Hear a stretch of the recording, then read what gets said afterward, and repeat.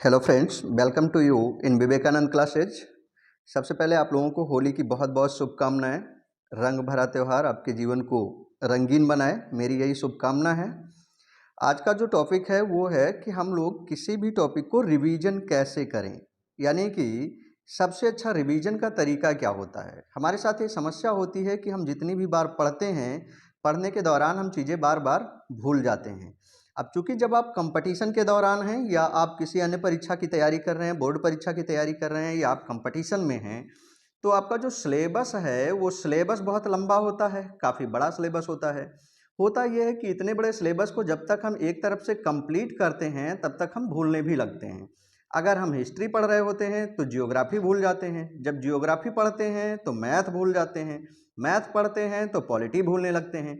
तो ये एक बड़ी समस्या होती है हमारे साथ कि आखिर हम अपने पूरे सिलेबस को कैसे कवर करें एग्ज़ाम टाइम में, कि हम पूरी तरह से उसे तैयारी कर सकें और गुड मार्क्स, अच्छे मार्क्स हम अचीव कर सकें।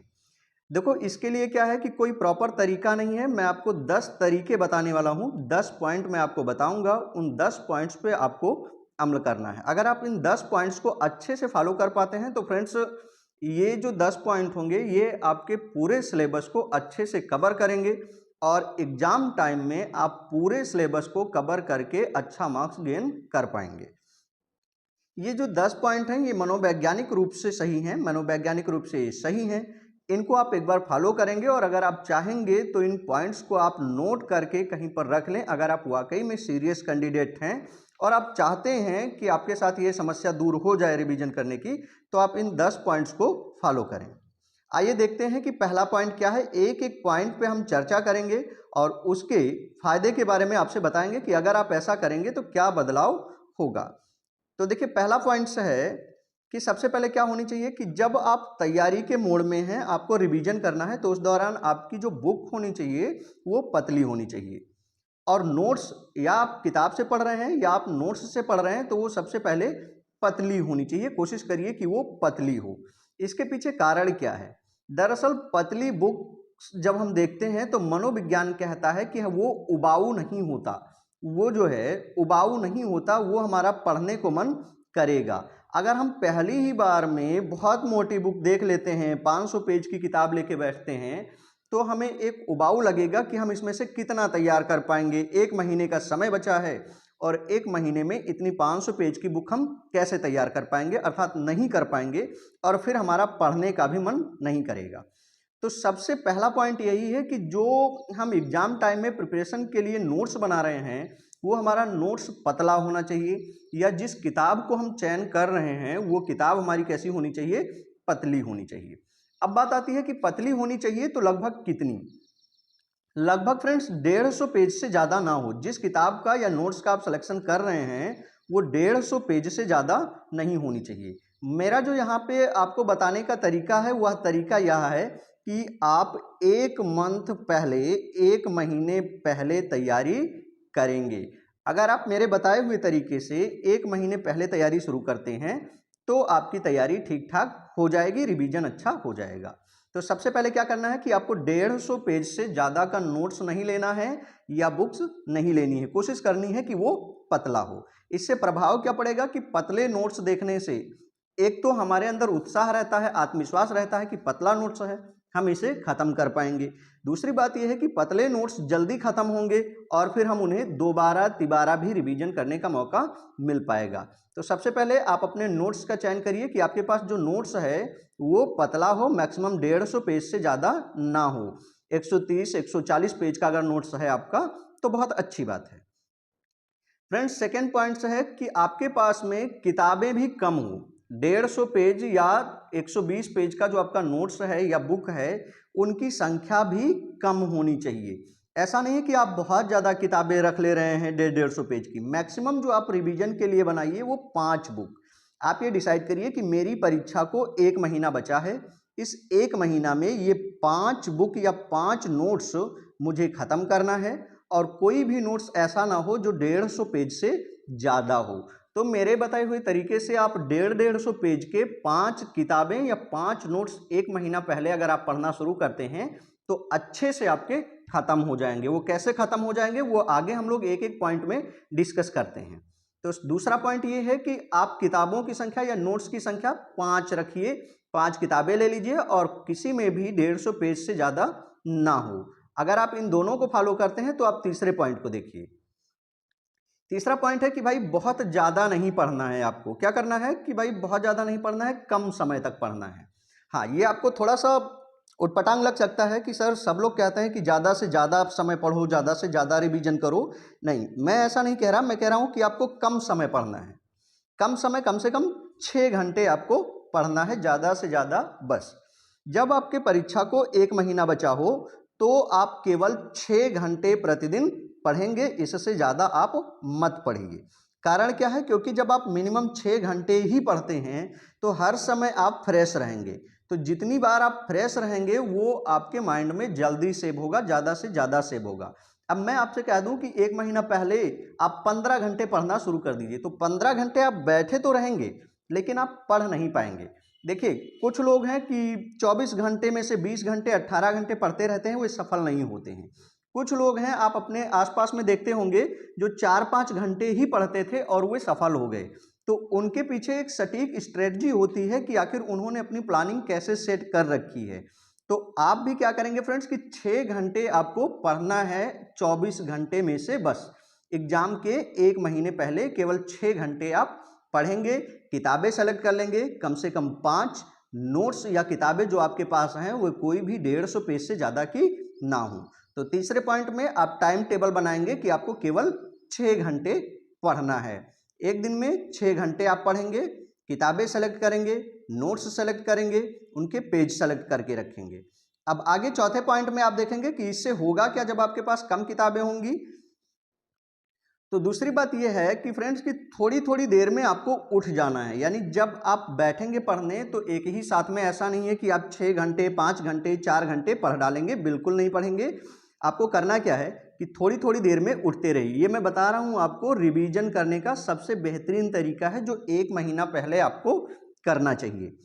फिर क्या है कि आप कम से कम जब एक बार बैठें तो केवल 90 मिनट या 1.5 घंटे एक बार बैठें। यानी एक बार आप पढ़ने बैठे हैं तो कम से कम 1.5 घंटे आप पढ़िए और 1.5 घंटे के बाद आप उठ जाइए। ये नेसेसरी रूप से, आवश्यक रूप से आप उठ ही जाइए। आपको कोशिश करना है कि बहुत देर तक एक ही बार में बैठ के नहीं पढ़ना है, थोड़ी थोड़ी देर में आप उठते रहेंगे। अब इससे फ़ायदा ये होगा कि आप हर बार फ्रेश फील करेंगे, आप अच्छा महसूस करेंगे। दूसरी बात यह है कि जब आप थोड़ी थोड़ी देर में उठ जाएंगे, हर बार 1.5 घंटे 90 मिनट पे उठिए, आप पानी पीजिए, वापस थोड़ा सा घूमिए टहलिए, 1 घंटे 1.5 घंटे बाद आप वापस आकर के फिर से बैठिए। इससे होगा क्या कि पढ़ने को लेकर के आपके दिमाग में एक उत्सुकता चलती रहेगी। आप 1.5 घंटे पढ़े हैं, जैसे आप उठेंगे ब्रेक के लिए आधा घंटे के लिए, तो फिर से आपके दिमाग में वो चीज़ें गूंजती रहेंगी जो आप पढ़े हैं। आप वापस आकर के जब बैठेंगे तो वो चीज़ें फिर से दिमाग में चलनी शुरू हो जाएंगी। तो सबसे महत्वपूर्ण ये है, इसे लोग अक्सर इग्नोर करते हैं। कभी कभी कुछ लोग पूरी रात जाग के पढ़ने लगते हैं। एग्जाम टाइम में कुछ लोग 6 घंटे 8 घंटे कह रहे हैं मैं एक ही बार में बैठ के पढ़ता हूँ। ये चीज़ें गलत है। आपके भूलने की जो है वो तेज़ी से बढ़ती जाएगी। तो कोशिश करना है कि थोड़ी थोड़ी देर में आप उठते भी रहें। एक बार में कम से कम आपको 1.5 घंटे पढ़ लेना है। अगर आपकी कैपेसिटी थोड़ी अच्छी है तो आप इसको अपने हिसाब से 2 घंटे तक इंक्रीज कर लीजिए। अगला 5वां पॉइंट है फ्रेंड्स कि कई बार पढ़ने बैठें। क्या करना है कि आपको कई बार पढ़ने बैठना है। चूंकि आपको बहुत देर तक नहीं पढ़ना है, एक बार में केवल 1.5 ही घंटे पढ़ना है, तो आपको कम से कम 4 बार उठना है। यानी हर 1.5 घंटे बाद आप एक ब्रेक लीजिए और फिर आकर के बैठिए। इस तरह से कम कितने ब्रेक लेना है आपको? 4 बार ब्रेक लेना है, 4 बार आकर के पढ़ने बैठना है। तो 5वें पॉइंट पर आप पहुंच गए। पहले से रिवीजन करिए कि सबसे पहले आपकी जो बुक्स है वो पतली होनी चाहिए। दूसरी बात यह है कि बुक की संख्या 5 से ज़्यादा नहीं होनी चाहिए, बुक या नोट्स जो आपके पास हैं। तीसरी बात यह है कि आपको बहुत देर तक नहीं बैठना है, बीच में बार बार उठते रहना है। 1.5 घंटे से ज़्यादा नहीं पढ़ना है एक बार में। और कितनी बार? कम से कम 4 बार आपको बैठना है। यानी कम से कम 4 बार आप बीच में गैपिंग करें पढ़ने के दौरान। कुछ लोग क्या करते हैं कि टाइम बनाते हैं, वे मॉर्निंग में पढ़ेंगे और वे नाइट में पढ़ेंगे। आप ऐसा ना करिए। अगर आप ऐसा ही पढ़ते हैं, मॉर्निंग और नाइट में पढ़ते हैं, तो भी कोशिश करिए कि कम से कम मॉर्निंग में 2 बार आप पढ़ने बैठें और नाइट में कम से कम 2 बार आप पढ़ने बैठें। तो 2-2 के शिफ्ट में आप इसको बांट के बैठिए, कम से कम 4 बार पढ़ने बैठिए और हर बार कम से कम 1.5 घंटे बैठिए। तो इस तरह से आप एक दिन में 24 घंटे में 6 घंटे की अपनी पढ़ाई कर पाएंगे। और जो ये आपकी 6 घंटे की पढ़ाई होगी फ्रेंड्स, ये क्वालिटी जो है आपकी रीडिंग होगी, क्वालिटी आप में दिखेगी। तो ये तरीका 5वां पॉइंट्स आप ध्यान में रखेंगे कि थोड़ी थोड़ी देर पे आपको उठना है और 4-5 बार आपको बैठना है। अब अगला जो पॉइंट्स है वो सबसे इंपॉर्टेंट है कि भाई जितनी बार हमें उठ के बैठना है ना, हर बार आपको अलग अलग सब्जेक्ट उठाना है, यानी एक ही सब्जेक्ट आपको हर बार नहीं बैठना है। जैसे आप पहली बार में 1.5 घंटे बैठे तो आप कोई एक विषय उठा लीजिए, हिस्ट्री मान लीजिए आपने पढ़ लिया, उसके बाद जब आप उठिए तो आप जियोग्राफी पढ़ लीजिए, उसके बाद आप हिंदी पढ़ लीजिए, उसके बाद आप मैथ पढ़ लीजिए। मैंने आगे ये भी बता रखा है कि आप किस विषय के साथ कौन सा विषय पढ़िए, क्योंकि मनोविज्ञान कहता है कि कुछ विषय का कॉम्बिनेशन होता है कि किसके साथ क्या पढ़ने पर वो तेजी से याद हो जाता है। तो कॉम्बिनेशन भी मैंने दे रखा है, उसे भी अभी हम लोग देखेंगे। तो सबसे पहले यहाँ पर कि आप जितनी बार पढ़ने बैठेंगे कोशिश करेंगे कि हर बार आपका विषय अलग हो। इससे क्या होगा कि एक ही विषय में आपकी बोरियत नहीं होगी। दूसरी बात यह है कि प्रत्येक विषय पर आपका बराबर पकड़ रहेगा। आप सभी विषय को 1.5 घंटे डेली पढ़ते हैं तो आपके सारे विषय पर बराबर बराबर पकड़ रहेंगे। इसलिए जितनी भी बार आप उठ के बैठेंगे उतनी बार नए विषय उठाएंगे। अब पॉइंट नंबर 7 है कि कुछ चीजें आपको ऐसी मिलेंगी जो बहुत लेंदी होंगी। जैसे आपसे कहा जाए कि जो उत्तरवर्ती मुगल शासक हैं उनका क्रम बताइए कि उत्तरवर्ती मुगल शासक कौन कौन से रहे हैं। या मान लीजिए आपसे कहा जाता है देशों की राजधानी बताने के लिए, दुनिया में जितने देश हैं उनमें से किसी की राजधानी आपसे पूछ लिया जाता है, तो इनको आप कैसे तैयार करेंगे। तो देखिए, एक तो होता है कि आप देख लीजिए कि तमाम जगह पर ट्रिक बने हुए हैं, आप उन ट्रिक की मदद से याद कर लीजिए। जैसे आप यूट्यूब पे देखेंगे तो बहुत सारे लोगों ने ट्रिक पढ़ा रखा है, आप उन ट्रिक को याद कर लीजिए। लेकिन अगर आप उन ट्रिक को याद करेंगे तो आपके भूलने की गुंजाइश ज़्यादा रहेगी। इसलिए आप करिए क्या कि खुद से ही ट्रिक बनाइए। आपका अपना ट्रिक होना चाहिए, जो किसी को बताना नहीं चाहिए। आप अपना ट्रिक खुद से ध्यान में रखिए तो आपको ज़्यादा याद रहेगा। जैसे मैंने यहाँ पे 4 एग्जाम्पल लिया है और उनको हम लोग देखते हैं कि कैसे आप खुद की ट्रिक बना सकते हैं। फ्रेंड्स, ये मेरा अपना तरीका है, आप अपना तरीका बना सकते हैं। जैसे आपसे पूछा जाता है कि सिक्किम भारत में कब शामिल हुआ, सिक्किम को भारत में कब शामिल किया गया। तो सोचिए, अब किसी को भारत में शामिल करना है तो भारत ने उनसे 75 बार कहा होगा शामिल होने के लिए।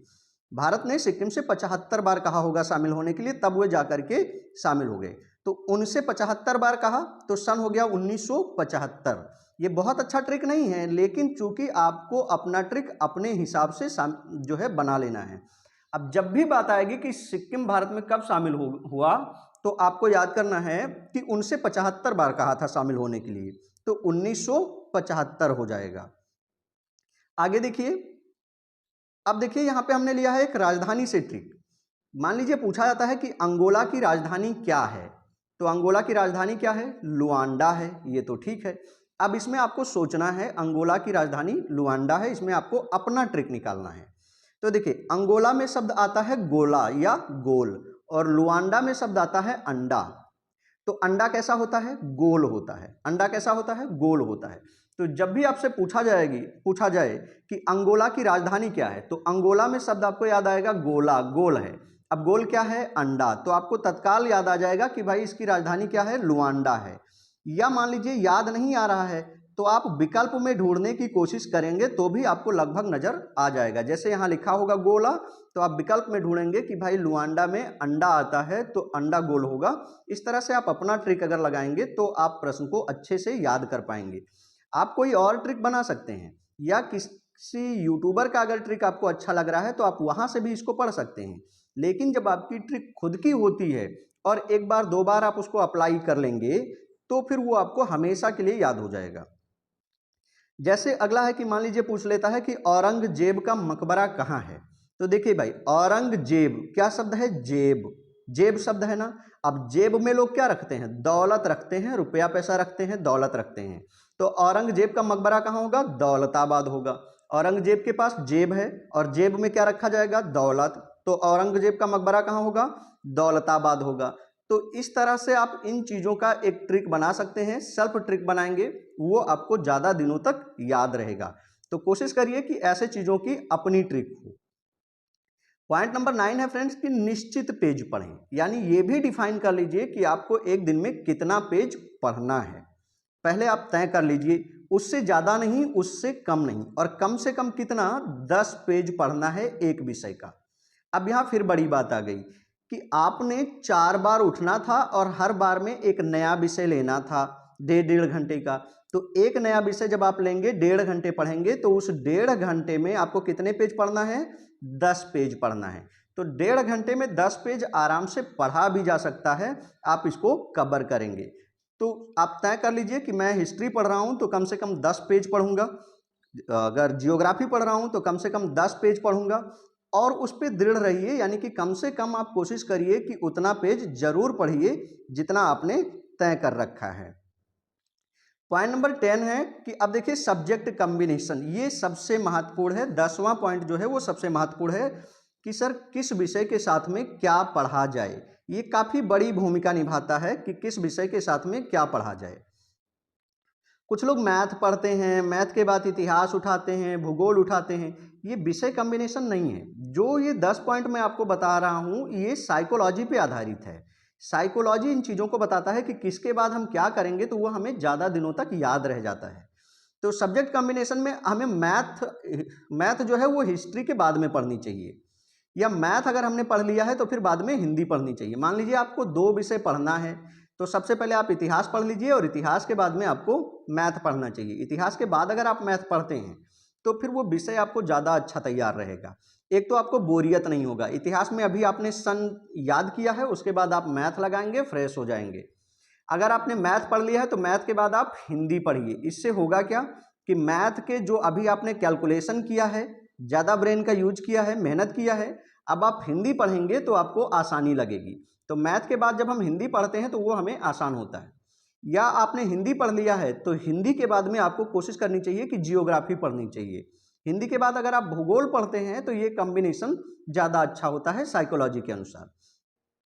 अगर आप 3 विषय उठाना चाहते हैं तो भूगोल पढ़िए, फिर रीजनिंग पढ़िए, फिर पॉलिटी पढ़िए। पहले आप भूगोल पढ़ लीजिए 1.5 घंटे, उसके बाद आप रीजनिंग पढ़िए और उसके बाद में आप पॉलिटी पढ़िए, तो ये कॉम्बिनेशन अच्छा होता है। उसके बाद में अगर आप इकोनॉमी पढ़ना चाहते हैं तो इकोनॉमी के साथ में आपको हिंदी पढ़ना चाहिए, क्योंकि इकोनॉमी अपने आप में एक कठिन विषय है। इसके जो शब्द हैं इकोनॉमी के वे कठिन होते हैं। तो इकोनॉमी के बाद में फ्रेंड्स हमें हिंदी पढ़नी चाहिए। तो ये है आपका सब्जेक्ट कॉम्बिनेशन। अब अगर आप इनको फॉलो कर पाते हैं तो होगा क्या, आइए देखते हैं। कह रहा है कि सभी नियमों का पालन आपको कम से कम कितने 15 दिनों तक कर लेनी चाहिए। इन सारे नियमों को आपको कम से कम 15 दिनों तक पालन करना है, बिना किसी डिस्टरबेंस के, बिना आज का कल टालने पे। आपको 7वें दिन से ही परिवर्तन नजर आने लगेगा। जो आपको अभी 10 पॉइंट बताए गए, अगर आप इनको लगातार 1 हफ्ते फॉलो करते हैं तो आपको अपने आप में चेंजिंग आने लगेगा। वो चेंजिंग कैसे आने लगेगा वो अभी आप देखिए कि आप क्या क्या कर चुके होंगे। जो ये 10 पॉइंट आप कर चुके होंगे, अगर आपने 1 सप्ताह तक 10 पॉइंट डेली फॉलो किया है तो आपका होगा क्या, ये आप देखिए। आप 10 पेज प्रतिदिन पढ़ रहे हैं, 15 दिनों तक आपने पढ़ा तो आप 150 पेज पढ़ चुके हैं एक विषय की, यानी कि आपकी एक किताब पूरी की पूरी खत्म हो गई है। ये आपने एक बड़ा काम किया है कि आप केवल 10 पेज पढ़ते थे, 1.5 ही घंटे पढ़ते थे, 15 दिनों तक आपने पढ़ा है, आप 150 पेज का एक नोट्स खत्म कर चुके या एक पूरी पूरी किताब खत्म कर चुके। अब अगर आप दोबारा इसे 15 दिन फिर से इसे कंटिन्यू करेंगे तो आप कह सकते हैं कि हमने 1 महीने में इस किताब को 2 बार खत्म किया है। अब सोचिए, आप एक किताब को या एक नोट्स को 1 महीने में 2 बार ढंग से खत्म करते हैं, वो पूरा का पूरा नोट्स आपको रट जाएगा। तो ये पहली बात।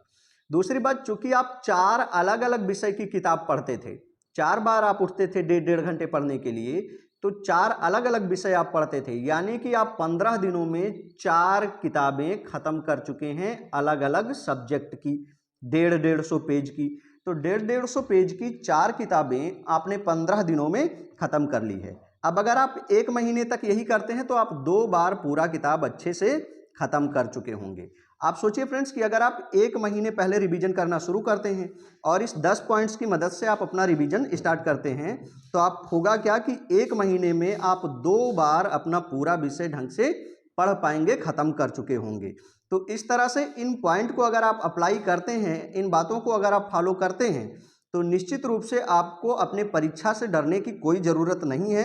आने वाली यूपीपी परीक्षा हो या आरओ एआरओ की परीक्षा हो या फिर उत्तराखंड पीसीएस का पेपर हो या फिर यूपी पीसीएस का पेपर हो, एसएससी का हो या अन्य कोई भी पेपर अगर आपका लगा हुआ है, तो आप आज से ही इन 10 पॉइंट्स को तैयार करना शुरू कर दीजिए।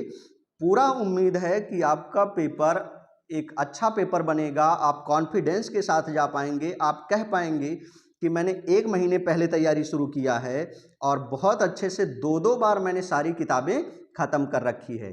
तो सबसे पहले देर ना करके आज से ही इनकी तैयारी आप शुरू कर दीजिए। अगर आपको वीडियो पसंद आता है तो वीडियो को लाइक करिए, शेयर करिए और सब्सक्राइब भी करते रहिए। जय हिंद।